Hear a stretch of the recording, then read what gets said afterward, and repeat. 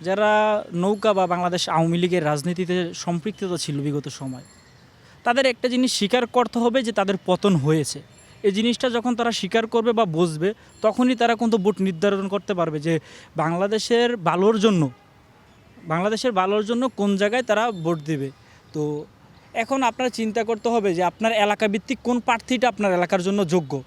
ওই এলাকায় যদি আপনি ওই প্রার্থী চুজ করতে না পারেন, তাহলে মনে করেন যে পরবর্তী ভবিষ্যতে আপনার সেম কাহিনী হবে। এখন আপনার চুজ করতে হবে এলাকার ভালো লোক এবং যোগ্য লোককে নির্ধারণ করে সংসদে পাঠানো, যাতে আপনার এলাকার প্রতিনিধিত্ব করতে পারে।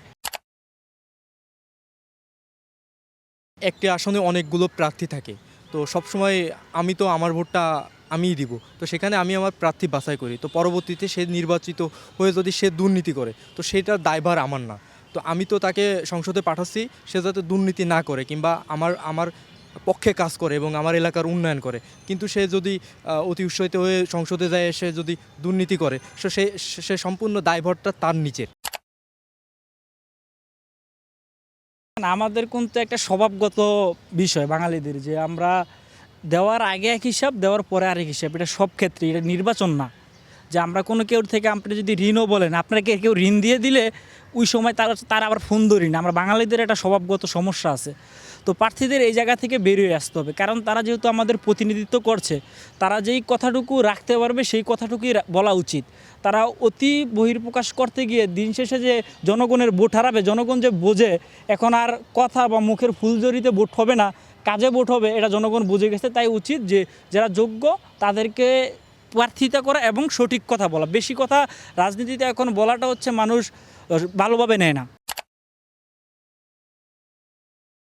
দুর্নীতি এবং চাঁদাবাজ আমরা বিগত সময়ে দেখছি অনেক দুর্নীতিবাজ এবং চাঁদাবাজরা যারা বিভিন্ন বড় রাজনৈতিক ছত্র ছায়ায় তো তারা রাজনীতি করছে এবং সংসদে গেছে। শুধু দুর্নীতি চাঁদাবাজ বললেই হবে না, বিশেষ করে মাদক ব্যবসায়ীরাও, অনেক মাদক ব্যবসায়ীরা আছে যারা সংসদে বিভিন্ন মেয়াদে তারা ক্ষমতায় থেকেছে। তো এই দুর্নীতি চাঁদাবাজ এবং মাদক ব্যবসায়ী এদেরকে আমরা সংসদে আর দেখতে চাই না। এই জন্যই কিন্তু বিশ্ববিদ্যালয় নির্বাচনগুলো মাঝে মধ্যেই সমালোচিত হয়েছিল, যে ভোট গণনার ক্ষেত্রে তারা কি করেছে সেটা নিয়ে মাঝে মধ্যেই কিন্তু প্রশ্ন উঠেছিল। তো সরকারের উচিত জাতীয় নির্বাচন আর বিশ্ববিদ্যালয় নির্বাচন কখনই এক না। সেক্ষেত্রে জাতীয় নির্বাচনকে যাতে কেউই প্রশ্নবিদ্ধ না করতে পারে, যেহেতু এটার প্রতি একটা দেশের বাইরে থেকেও একটা নজর থাকবে, তাই একদিনের মধ্যে ফলাফল দেওয়াটাই বেটার মনে করি। যদি এর বেশি হয়, অনেক রাজনৈতিক দল তাদের বিপক্ষে গেলে দ্বিমত পোষণ করবে, তখন জনগণও তার প্রতি আস্থা হারাবে এবং এই ইউনিট সরকারের প্রতি কেউই আস্থা রাখতে পারবে না যদি প্রশ্ন উঠে যায়। তাই আমরা চাই প্রশ্নবিদ্ধ হোক, এরকম কোনো নির্বাচন না হোক। প্রশ্ন ছাড়া নির্বাচন হোক, যাতে জনগণের ভোটে জনগণ প্রার্থী নির্বাচন করুক একদিনের মধ্যেই।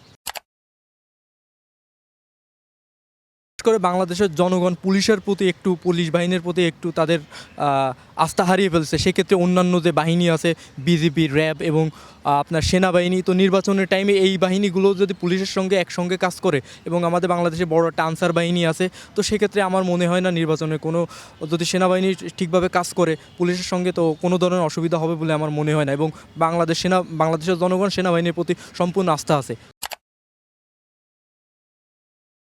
সরকার যেই কথা বলেছে এটার সাথে কখনোই একমত না, যে 2 থেকে 3 দিন সময় লাগবে যে ভোট গণনার জন্য। কারণ ইতিপূর্বেই আমরা দেখেছি বাংলাদেশে কিন্তু অনেক মার্কা দিয়েও নির্বাচন হয়েছে। এমনিতেই কিন্তু অনেকটা মার্কা, এখন যেহেতু অনেকগুলো রাজনৈতিক দল সরাসরি রাজনীতিতে অংশগ্রহণ করছে না, মার্কার সংখ্যা কমে আসাতে আমার মনে হয় না যে একদিনের বেশি গণনার জন্য প্রয়োজন। আজ আমরা আগে যেরকমভাবে উৎসব মুখরভাবে একটা জিনিস দেখতাম, যে সকাল থেকে ভোট হতো, সন্ধ্যার দিকে আমরা ফলাফল সব জায়গায় পেয়ে যেতাম। আশা করি এই ধরনের ফলাফল হলে ফেয়ার, জনগণের প্রতি একটা আস্থা থাকবে, জনগণের প্রতি একটা আস্থা থাকবে, একটা ফেয়ার গণনা হবে বলে মনে করি। নির্বাচনে যদি স্বচ্ছ করতে চায়, যদিও টাইম লাগে, সেক্ষেত্রে যে রাজনৈতিক দলগুলো আছে তাদের বিভিন্ন এজেন্ট এবং ভোট গণনা সব জায়গায় যদি তাদের এজেন্টগুলো উপস্থিত থাকে এবং নির্বাচনে ভোট গণনার সময় প্রার্থীদের এজেন্টগুলো থাকে, তো সেক্ষেত্রে প্রশ্নবিদ্ধ হবে না। কিন্তু সরকার যদি কোনো মানে কুক্ষিগতভাবে তাদের ইচ্ছামতো করে গণনা করে, তো সেইখানে তাদের কোনো প্রতিনিধিত্ব না থাকে, তো সেখানে অবশ্যই প্রশ্নবিদ্ধ হবে। দেখেন হা না ভোটের জন্য সময় চাচ্ছে, এটা ওই রকম কোনো কিছু হতে পারে না এটা দ্বিধাত করার জন্য। কারণ এমনিতেই আমরা বিভিন্ন সময় দেখতাম যে বিভিন্ন ধরনের মার্কেট ছিল, এমনিতেই 2 থেকে 3টা রাজনৈতিক দল কিন্তু নির্বাচনে অংশগ্রহণ করছে না, তো সেক্ষেত্রেই তো আমরা ব্যালট অনেকগুলোই কম পাচ্ছি।